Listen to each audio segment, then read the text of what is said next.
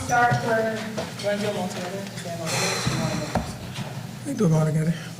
We're going to take everyone's questions all together. Today we'll start with an opening question for Coach, and then we'll take questions for everyone. So just raise your hand, state your name, your media outlet, and direct your questions to Coach when you're ready. Bittersweet, you know. He certainly played a game to win it. We certainly had every opportunity to have some winning success. Today, I thought that these two on my left and right really left it out there. You know, Kyra really even knew she's going to play today, and she ends up going 18 and 15. That's probably career highs for her. And the way Sophie shot the ball today, it was just who she is and who we need her to be moving forward. But you got to say that, you know, when you build people, and from a family perspective, you got to be proud of your player. And I thought Marco had a great game plan, and I just really I'm just so proud of how much he's grown as a coach. I'm so proud of her understanding of the ever flows of this game, and for her to add one of my former players to her team who really locked us up on defense. It was really commendable, and it's really good to see Casey on her team because that's family, right? At the end of the day, when these games are over, when the whistle stops blowing and we're 35, 40 years old, we're going to remember the family that we've created, and from there, those two and what they're doing. Good questions. Hi, Audrey Becker, News Magician. My question is for all three of you. You guys really put up some great performances. So for your first career 20-point game, congratulations. Kyra, you put up your sixth double-double of the season, and I'm wondering from your perspectives, what was missing to secure the W today?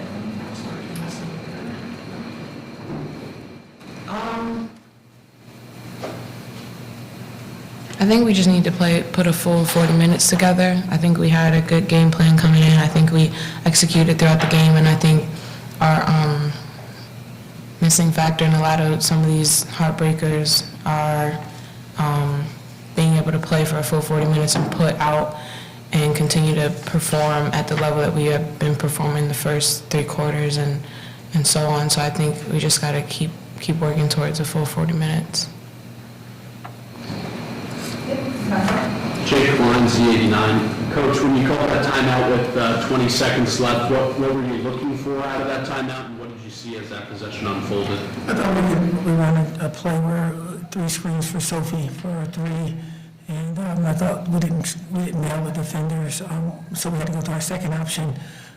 Was the second screen was for Georgia, and then we pulled it out and not looking for the opportunity to shoot the ball, and then you know we got Izza taking the three as opposed to one of our guards that normally take them, and that bit us in the butt. If she hits it, she's a hero, but if she doesn't hit it, that wasn't the first option or the second. Coach Adam Hixby, Citrus TV. After three strong quarters offensively, things kind of started to fall off in the fourth quarter. What was the difference from your perspective?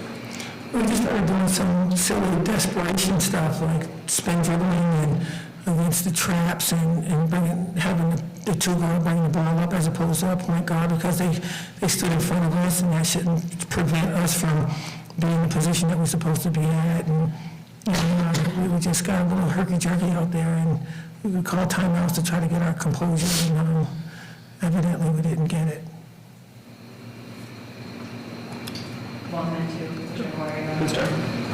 Sophie, my question's for you. Obviously, you were on the team last year. You saw the heroics by DHFA in the fourth quarter. What does this team need to do to just find ways to win the games in the fourth quarter? I don't think we necessarily have a hero, as you said, like we did with DHFA. You know, she was one-of-a-kind player who would knock down those shots like time after time in those tight situation games, and I don't necessarily think we have that player this year, and that's okay. We have a great team, and there's no reason that, like, we were winning the whole game. There was no reason we needed to change what we were doing. We were playing good team basketball, moving the ball, and there's no reason we needed to stop doing that in the fourth quarter, and I think that's what we need to keep going to because we've been in these situations a few times now, and so yeah, we just got to keep playing as a team and find the open look. Nicholas Alum called the Daily Orange. Sophie, a question for you. You had a career high of no's in the loss, but how do you feel knocking down 4 threes and securing 22 points today?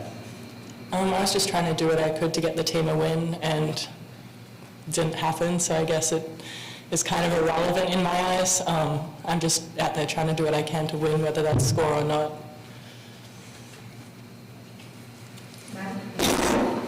Coach, for you, you mentioned a couple of the tough fourth quarters that you guys have either, pushed through and been able to come out with a win or, fall in the fourth quarter. Do you feel like you guys have learned something, from this game specifically that has maybe differed from the other games in the fourth quarter? No, we didn't learn because we had a plan on how we were going to press break that and who were the players that's supposed to bring the ball up. And evidently, we still change it, and we're going to have to get that fixed. We have a game plan, and it's iron tight, and we still break away from it, and we're going to fix that.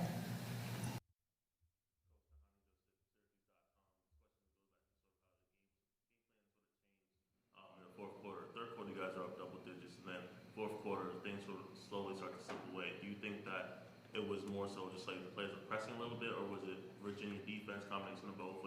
What did you see there? A combination of everything you said. We know the game plan. We knew the 35 shoot threes, and we go down and guard the kid on the block and don't get out to the three-point shooter twice, then the third time.